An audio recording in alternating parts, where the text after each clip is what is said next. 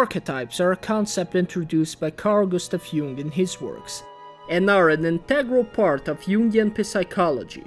Jung describes archetypes as typical attitudes, ways of behaving, and ideal forms and drives that must constitute the typically instinctive behavior of humanity.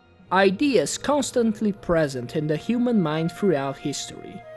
These ideas are manifest in multiple forms, especially in art's many forms.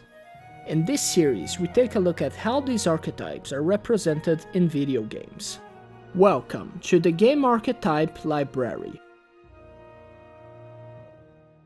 The Swordsman is a figure present in multiple fictional works that depict regions that are real or completely fictional. Generally, they appear in settings where technology is still relatively primitive, and gunpowder hasn't taken over the war machinery. But that's not a rule, as there are plenty of them present in stories with modern settings. In this case, they tend to have some kind of superhuman ability to even the playing field. While not rarely adorned with mystical powers, fictional swordsmen come from the much more grounded examples found throughout history. During the Bronze Age, the second of the three Metal Ages, the first examples of swords were developed from knives and daggers. But it wasn't until the Iron Age, the last of the Metal Ages, that these weapons became the military standard, with the Roman Empire and their usage of gladi and later spada, combined with shields. The Romans utilized mainly underhanded stabs and thrusts, because one thrust into the gut could kill enemies faster than slashes or cuts, as stated by Vegetius in his treatise about Roman warfare, De Re Militari. The legionary soldiers were trained to be as effective as possible with their swords, even using wooden swords against training dummies before getting practical experience. These are some of the earliest known examples of developments of swordsmanship. Later, different techniques would be developed around the world, each developed and adapted around the types of swords made in the region. Germans, Italians, the Spanish, Arabs, Turks, Indians, Persians, Chinese, Japanese, Koreans, Africans all had their unique circumstances that created unique styles. Among the practitioners, some masters rose to prominence due to their distinctive expertise. Their fame helped people forge the figures of the swordsmen after their feats. Due to the limitations regarding documentation during the times that these men lived, it is not uncommon that their stories are surrounded by mystery and filled with exaggerations of occurrences that are hard to verify. In Germany, Johannes Lichtenauer was a master of great influence in the Kunst des Fechtens, the German school of fencing, with his teachings being preserved in a poem known as Der Zettel, in which concepts of sword fighting are mentioned in a cryptic form. Most information regarding Lichtenauer comes from the apprentices, and therefore his existence becomes dubious and hard to confirm. On the other hand, in Japan, Miyamoto Musashi was definitely a real person, and there are many registers about his achievements. However, amidst the honest historical literature, there have been since the time that he was alive a lot of fictional works involving his life and feats, which blurs the line between what he really did and what is just people imaginating and exaggerating his story.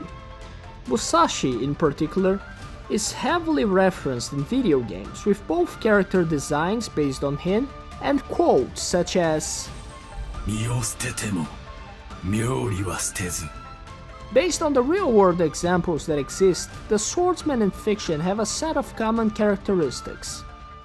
Precision. A master of the way of the sword seeks to use his weapon as effectively as possible, aiming to end fights with as few blows as possible. This means that there is certain elegance to their moves in battle, as they don't try to just wildly swing their swords in the direction of the enemies hoping to hit something. That precision is tied to patience and discipline. While not necessarily acting entirely with patience and discipline all the time, the swordsman shows abundance of these qualities when facing battle, as it is imperative for him to keep his head in place should he not want to commit mistakes that will lead to his defeat. Tradition. Swordsmen are associated with traditional martial arts, and therefore often display respect and adherence to the traditional aspects of their relative culture. This can manifest in different ways, such as with the vestments, behavior, or even the usage of their techniques themselves, even if sometimes they're a bit of rebels. Much like their counterparts of the real world, the swordsmen of fiction are often seen as legends in their world. Tales of their accomplishments are spread across the lands, and a lot of times taken with a grain of salt by others, who may find it hard to believe all the tales that are told about them, and may even question the veracity of the existence of such warriors. Due to the exaggerations and folklore surrounding real swordsmen, especially those who are known among Asian cultures, often the swordsmen of fiction have supernatural and superhuman capabilities.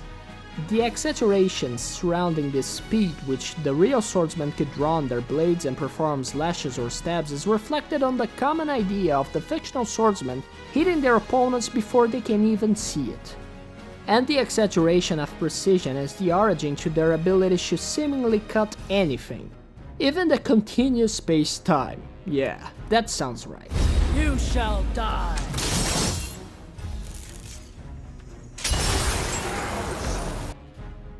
There's an interesting element of hope associated with these characters, not necessarily because of them performing heroic acts, although that can be a factor in some cases, but because generally they sell the idea that if you practice hard enough, you can accomplish things beyond your imagination.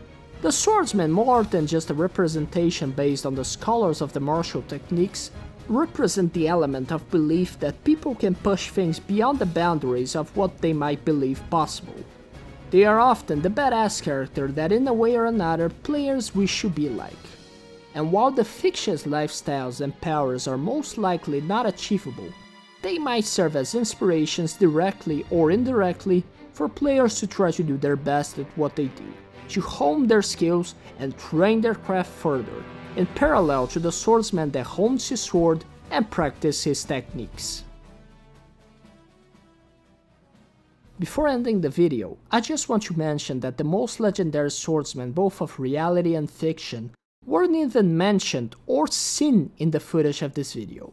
In China, ancient manuscripts were found hidden beneath the excavations that found the Terracotta Army, the sculptures that depict the armies of King Shi Huan. These documents reveal that the most formidable warriors of the Qing dynasty weren't represented there. Instead, they were hidden, deep within the ruins, in a secret chamber. 36 feet under the excavations, archaeologists found the sculptures of the most legendary swordsmen of all time.